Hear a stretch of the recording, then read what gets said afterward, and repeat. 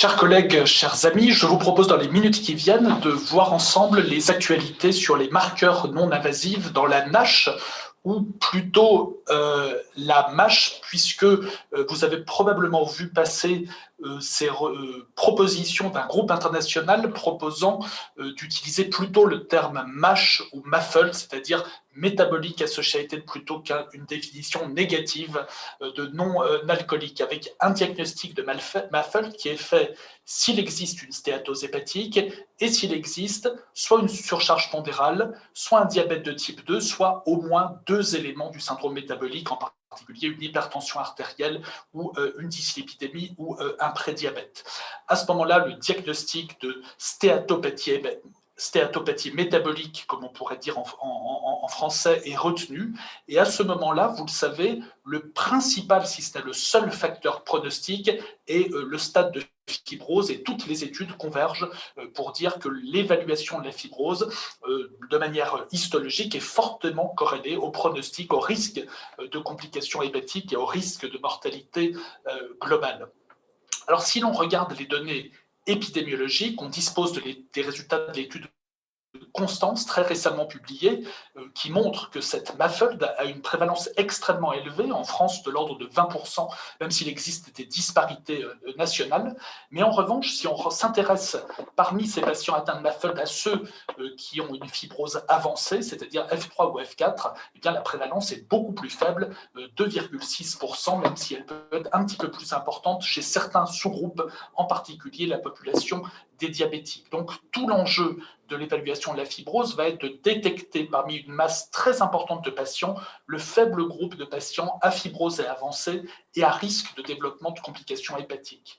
Et ce travail n'est pas fait très correctement aujourd'hui, puisqu'on le sait grâce à un certain nombre de données. Ici, ce travail de Jérôme Boursier qui montre que très souvent, la MASH, la MAFLD, est diagnostiquée en hospitalisation d'emblée à un stade de complication, de cirrhose décompensée, de carcinome hépatocellulaire, sans diagnostic préalable. C'est le cas de 82% des cirrhoses qui sont d'emblée diagnostiquées au stade de complication. Et à nouveau, tout l'enjeu est de faire un diagnostic plus précoce pour évidemment proposer une prise en charge optimale. À nouveau, si on regarde sur cette figure la situation générale, la plupart des patients ont une stéatose isolée, un petit sous-groupe a une stéatohépatite et encore un plus petit sous-groupe a une fibrose significative ou avancée qui va nécessiter d'être diagnostiquée. Donc vraiment l'enjeu, c'est le dépistage, c'est ce grand nombre de patients, sachant qu'il est hors de question de faire des biopsies hépatiques à l'ensemble de ces patients, mais que si l'on réussit à évaluer de manière non invasive la fibrose, eh bien, on va disposer de la même valeur pronostique que lorsque la fibrose est évaluée sur le plan histologique avec à nouveau un certain nombre de données. Vous le voyez ici avec le fibromètre et le fibroscan qui sont associés à la mortalité à long terme. Alors, les recommandations de l'AFEF de 2020 ont suggéré d'évaluer le degré de fibrose hépatique pour connaître le pronostic chez l'ensemble des patients atteints de MAFLD, mais en revanche de ne pas quantifier le niveau de stéatose, qui n'a pas d'intérêt pronostic, et de ne pas également utiliser d'outils non invasifs pour le diagnostic de NASH en absence de validation suffisante. Alors, évidemment, les tests non invasifs, on dispose d'un grand nombre de tests, à la fois des tests sanguins et des tests élastométriques, et puis les tests d'imagerie peuvent être encore plus sophistiqués et aller jusqu'à l'élasto-IRM. Et évidemment, plus la masse de patients à laquelle on va s'intéresser est importante, plus il va falloir utiliser des tests simples pour des questions de faisabilité. Alors les tests non invasifs simples, il en existe un certain nombre, en particulier le FIB4, qui est très bien connu, qui peut être calculé très facilement à la consultation avec des variables clinico-biologiques extrêmement simples.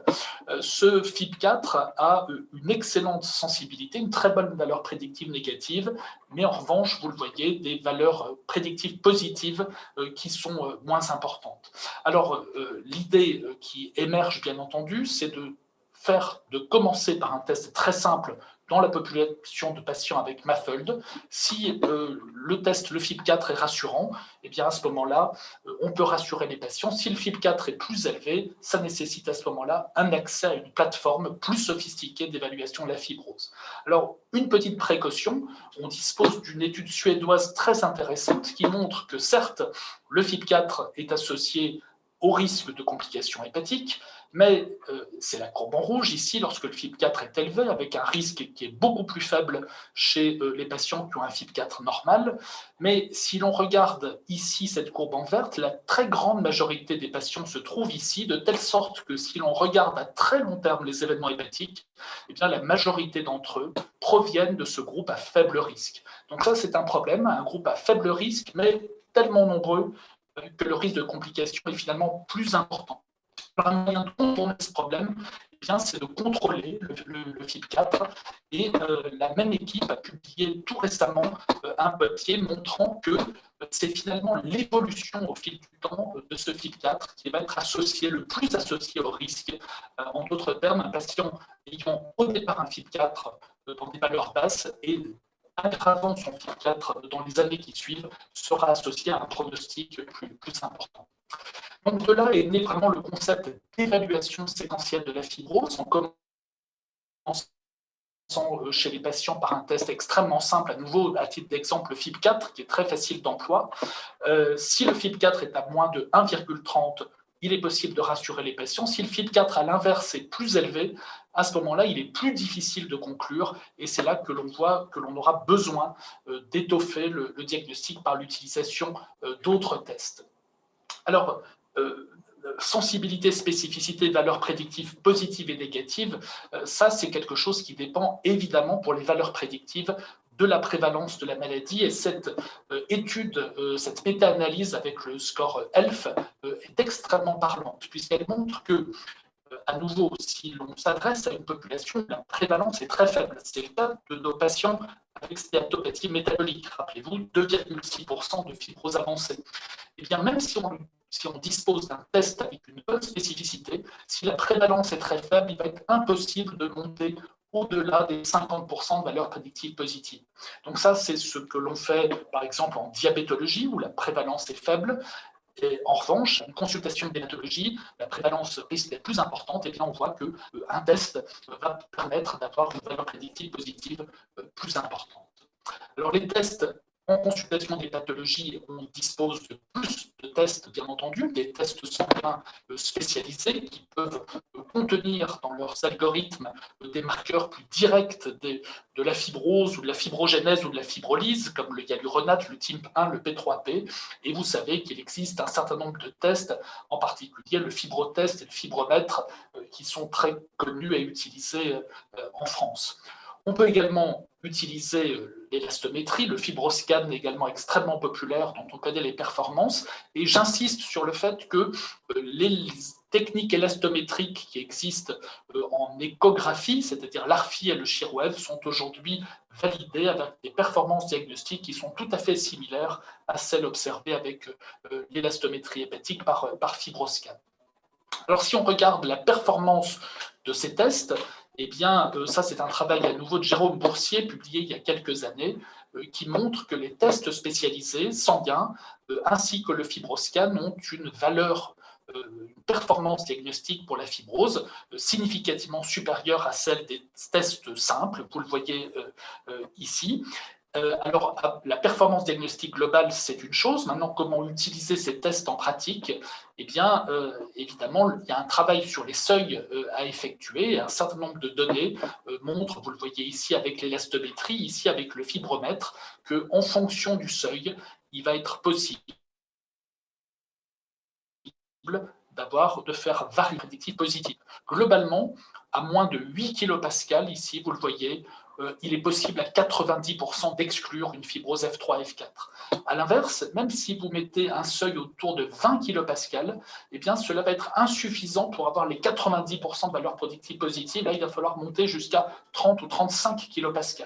Donc, à nouveau, excellent pour exclure, un petit peu plus difficile pour affirmer une cirrhose ou une fibrose avancée. Alors, cela est lié possiblement aux histoires de prévalence dont je parlais tout à l'heure. Cela est probablement lié également à une interaction avec les lésions de stéatose et de stéatohépatie. Et dans ce papier de PETA publié il y a quelques années, vous voyez qu'en présence d'une stéatose plus importante, estimée par un CAP plus élevé, eh bien, le risque de faux positifs, en particulier si l'élastométrie est entre 10 et 14 kPa, est beaucoup plus important que si le CAP est moins important. Donc, cela veut dire à nouveau qu'il est plus difficile d'affirmer une fibrose avancée que de l'exclure.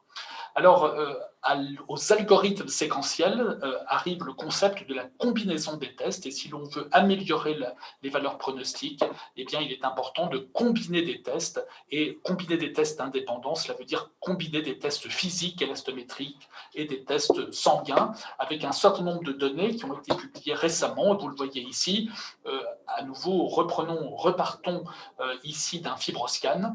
Les valeurs d'élasticité sont inférieures à 8 kPa. Il est possible d'exclure avec plus de 90% de confiance une fibrose avancée F3, F4. En revanche, dans les autres situations, sauf peut-être si l'élastométrie est très élevée, à plus de 15 kPa, eh bien, il est nécessaire d'associer un test sanguin, ici le fibromètre, et en cas de concordance entre les deux, eh bien, il est possible de conclure à une fibrose avancée, avec encore des situations où il est difficile de conclure à l'existence ou à l'absence de fibrose avancée lorsque le test élastométrique et le test sanguin sont discordants. Compte tenu de l'ensemble de ces données, les recommandations de l'AFEF ont suggéré évidemment à nouveau d'évaluer de manière non invasive la fibrose hépatique avec soit un test sanguin, soit une mesure de l'élasticité hépatique avec un niveau de preuve A1. En cas de test non invasif de fibrose négatif, qu'il s'agisse d'un test sanguin ou qu'il s'agisse d'une élasticité du foie inférieure à 8 kPa, il est possible d'affirmer l'absence de fibrose hépatique avancée. En revanche, si le test de fibrose est positif, même si l'élasticité est supérieure à 9,6 kPa, ceci est insuffisant pour affirmer la présence d'une fibrose hépatique avancée, et ce résultat doit être confirmé par une autre méthode. L'autre méthode, l'élasticité, si le test sanguin initial était le test sanguin et inversement.